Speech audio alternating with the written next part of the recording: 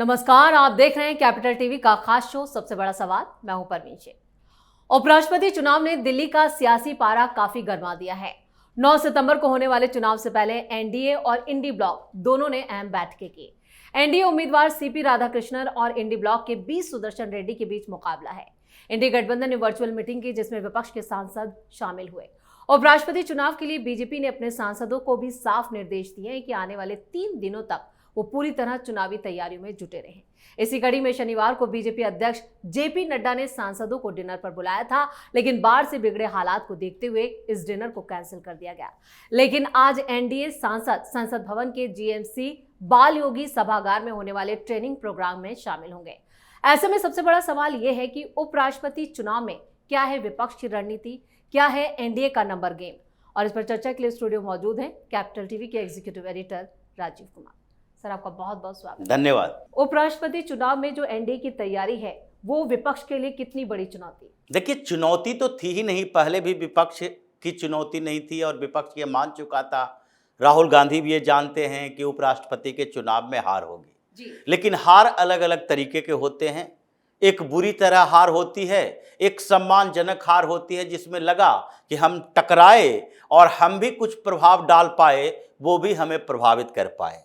ये दोनों के बीच ऐसे स्थितियां नहीं थी। विपक्ष ये जानता था, राहुल गांधी की ये जानकारी भी थी कि इस चुनाव में कोई ऐसा है ही नहीं जो ये कहा जा सकता है कि वोट काउंट नहीं हुए हैं। ये हमें नहीं पता है कि जनता किसके तरफ चली जाएगी, मूड कैसा हो जाएगा। ये ऐसा चुनाव है जिसमें सांसदों की संख्या सबको पता है, वो किस पार्टी से जुड़े हैं ये भी पता है, और ये भी पता है कि हमारी ही पार्टी, हमारे ही संगठन में कैसे बिखराव है, हम एकजुट नहीं हो पा रहे हैं। ये सारी जानकारी है, लेकिन फिर भी राहुल गांधी ने कहा कि लड़ना तो पड़ेगा। क्यों? क्योंकि अगर नहीं लड़ेंगे तो इससे भी बड़ी बेइज्जती की संभावना दिखाई पड़ रही है। हालांकि वो इनकी संभावना थी, ऐसा होता नहीं है। उपराष्ट्रपति के चुनाव में ये पहली बार नहीं होता, कई बार ऐसे हो चुके हैं, निर्विरोध चुन लिए गए जी, क्योंकि वो राज्यसभा के चेयरपर्सन भी होते हैं। तो इसलिए ये माना जाता है जब नंबर आपके पास नहीं है, संख्या नहीं है, आपके उम्मीदवार खड़ा करने से कोई फर्क नहीं पड़ेगा, तो ये चुनाव को खींचने की क्या जरूरत है। उससे बेहतर है कि आप वॉकओवर दे दो। जो पार्टी सत्ता में है, जिसके पास संख्या है, वो अपना कैंडिडेट खड़ा करे और उसके बाद आप उसी को समर्थन दो कि हम समर्थन करते हैं, क्योंकि चुनाव की जरूरत ही नहीं पड़ेगी। आपने इतने संसाधन वेस्ट किए और उसके बाद आपको मिला क्या? Virtual meeting. ये वर्चुअल शब्द है जो राहुल गांधी ही पैदा कर सकते हैं। जैसे कि अगर भारतीय जनता पार्टी की मीटिंग की बात है कि सारे सांसद दिल्ली में रहेंगे, तो दिल्ली में मीटिंग हो रही है, ये डिनर प्रोग्राम रीशेड्यूल किया गया है, आगे डिनर होगा। और ये डिनर एक नहीं है, 2 डिनर है। जेपी नड्डा भारतीय जनता पार्टी के सांसदों के साथ मुलाकात करेंगे और ये मुलाकात होगी। उसके बाद इन लोगों का जो प्रक्रिया है चुनाव की, उसे बताया जाएगा, वर्कशॉप किया जा रहा है और उसमें भारतीय जनता पार्टी क्या, एनडीए के नेता भी शामिल होंगे, जिसमें सारे सांसद एनडीए के ये जानकारी लेंगे कि एक एक वोट हमारा कैसे डाला जा सकता है, क्योंकि ये प्रेफरेंशियल सिस्टम होता है, 1-2 करके डाला जाता है, सीक्रेट बैलेट होते हैं। तो ऐसी स्थितियों में आपको जानकारी होनी चाहिए। कई सांसद ऐसे होते हैं जो पहली बार राष्ट्रपति या उपराष्ट्रपति के चुनाव में पार्टिसिपेट कर रहे हैं, कुछ ने कभी उपराष्ट्रपति के चुनाव में वोटिंग ही नहीं की, कुछ पहली बार सांसद बने हैं। तो उन लोगों को ट्रेनिंग देने की जरूरत होती है और कुछ लोग ये 2-4-5 साल में भूल ही जाते हैं कि पिछली बार वोटिंग कैसे हुई थी, तो उसको भी ये बताना पड़ता है। लेकिन इंडी अलायंस में क्या चल रहा है? एनडीए तो अपनी पूरी तैयारी कर रही है, उन लोगों को ट्रेनिंग देगी। फिर अगले दिन प्रधानमंत्री नरेंद्र मोदी वो अपने यहाँ डिनर रखेंगे, उसमें एनडीए के सारे सांसद होंगे। दूसरी पार्टियां जो सहयोगी पार्टियां हैं, वो सारी पार्टियों के सांसद आएंगे, उनके बड़े नेताओं यानी कि लीडर से मुलाकात होगी। उनके जो विप हैं, जो विप जारी करते हैं, ऐसे उपराष्ट्रपति के चुनाव में विप जारी करने की जरूरत नहीं होती है। जिसको अपनी मर्जी है वो अपने वोट दे सकते हैं, किसी भी उम्मीदवार को दे सकते हैं। अब व्हिप जारी नहीं कर सकते। सीक्रेट वोटिंग होती है तो सीक्रेट तरीके से ही होगी, उसके बारे में पता ही नहीं चल सकता कौन किसके पक्ष में वोट किया है। ये संसद के अंदर हाथ उठा के वोटिंग करने वाली प्रक्रिया नहीं है। तो इसलिए प्रधानमंत्री मोदी एनडीए के सारे सांसदों के साथ बात करेंगे, उन्हें एकजुटता की बात करेंगे और उनके लीडर से भी बात करेंगे और उसके बाद वोटिंग का समय आ जाएगा। लेकिन दूसरी तरफ इंडी अलायंस के बीच है। इंडी अलायंस ने अपना एक कैंडिडेट खड़ा किया और कैंडिडेट के बारे में बार बार कहा गया कि देखो भाई, ये गैर राजनीतिक अराजनीतिक होना चाहिए, जिसका राजनीति से पहले कोई लेना देना नहीं रहा हो। लेकिन राजनीति से लेना देना तो हर पदाधिकारी, हर व्यक्ति हिंदुस्तान में अगर कोई वोट देने की स्थिति में है, 18 साल से ऊपर का है, तो वो राजनीति से में सक्रिय रहेगा ही। कुछ नहीं कर रहे हो तो वोट देने जा रहे हो, वोट देने जा रहे हो तो किसी न किसी पॉलिटिकल पार्टी से इन्फ्लुएंस्ड हो, उसको सपोर्ट कर रहे हो, और अगर उससे सपोर्ट कर रहे हो तो कुछ न कुछ वैचारिक सहमति भी है तो उस पार्टी के साथ खड़े हो। इसलिए अराजनीतिक की बात नहीं थी। लेकिन कुछ सवाल उठे, ममता बनर्जी की तरफ से उठे, क्योंकि इन लोगों ने पिछली बार उपराष्ट्रपति के चुनाव में मार्गरेट अल्वा को कैंडिडेट बनाया था, वो कांग्रेस की नेता थी।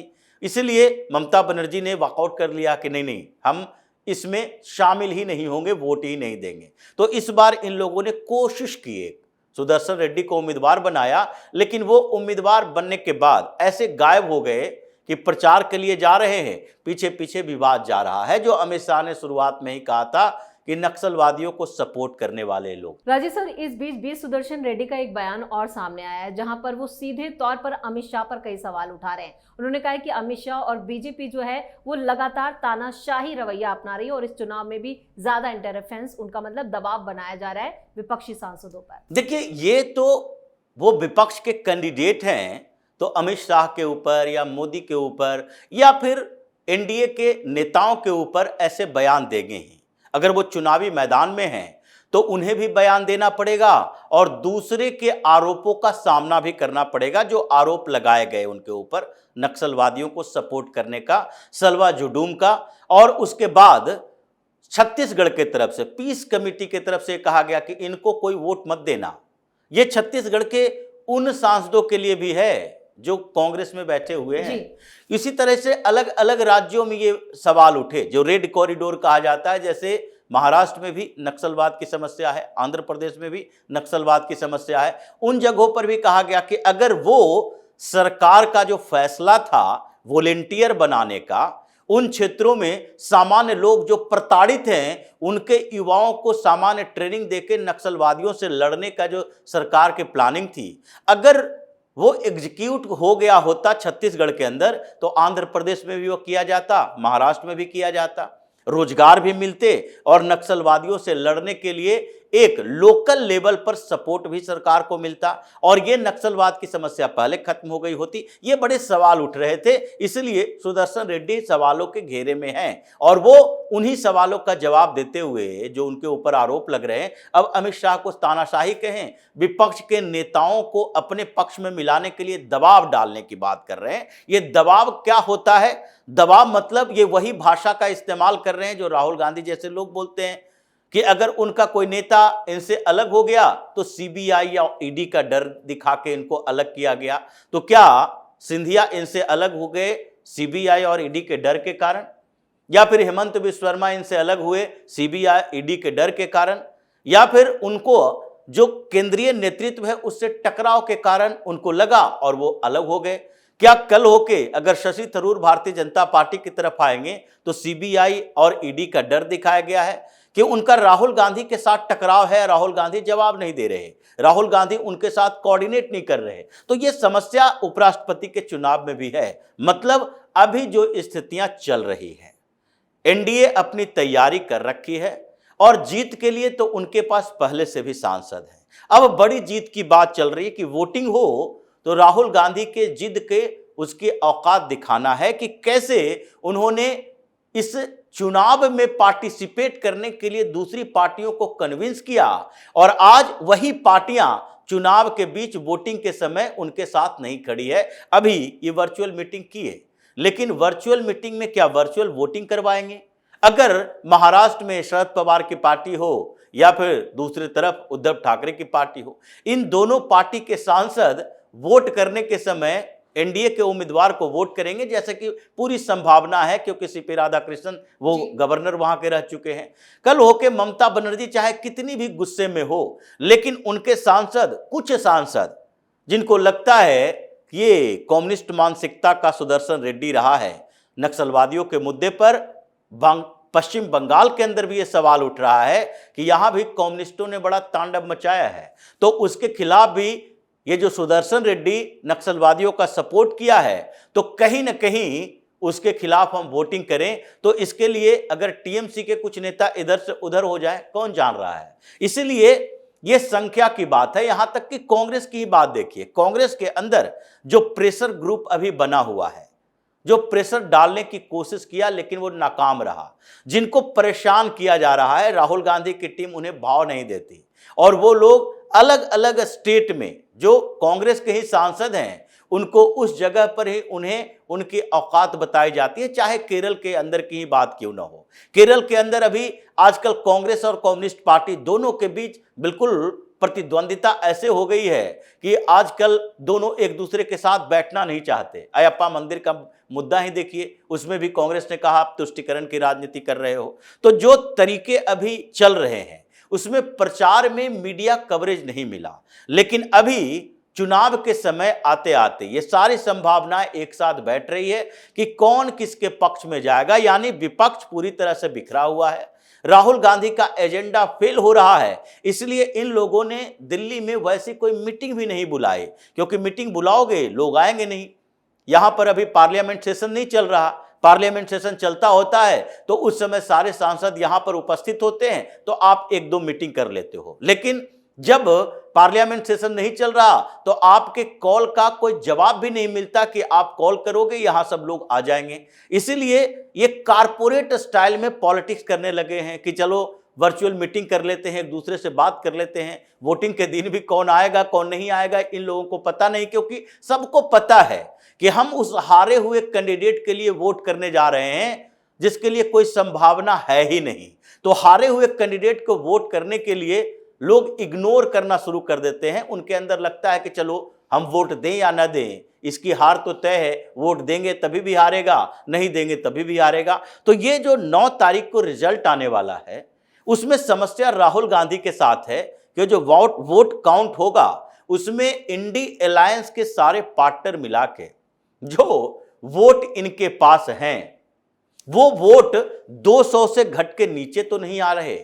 क्या 99 सांसद जो कांग्रेस के हैं वो सब के सब सुदर्शन रेड्डी को वोट देंगे? लगता तो नहीं है कि ये शशि थरूर सुदर्शन रेड्डी को वोट देंगे जी। या वो अगर 2 4 10 सांसद और हैं वैसे वो लोग भी सुदर्शन रेड्डी को वोट देंगे। वो राहुल गांधी से चिढ़े इतना है कि वो चाहते हैं कि 4 वोट भी घटेगा इंडी अलायंस का तो राहुल गांधी के मत्थे चढ़ेगा, भले ही ये कितना भी कोशिश करे भागने की कि नहीं नहीं हम चुनाव नहीं लड़ रहे, इंडी अलायंस चुनाव लड़ रहा है। पिछली बार तो कांग्रेस चुनाव लड़ रही थी, तो इसलिए ये चुनाव पूरी तरीके से एनडीए के पक्ष में तो है, लेकिन इस बार जो पलटा पलटी का खेल चल रहा है उसमें दिखाना यही है कि तुम जितना भी चीख चिल्ला लो, तुम्हारे समर्थन में आने वाली पार्टियां अंतिम समय में समर्थन बदल लेती है और तुम्हारे पीछे पीछे चलने वाली नहीं है।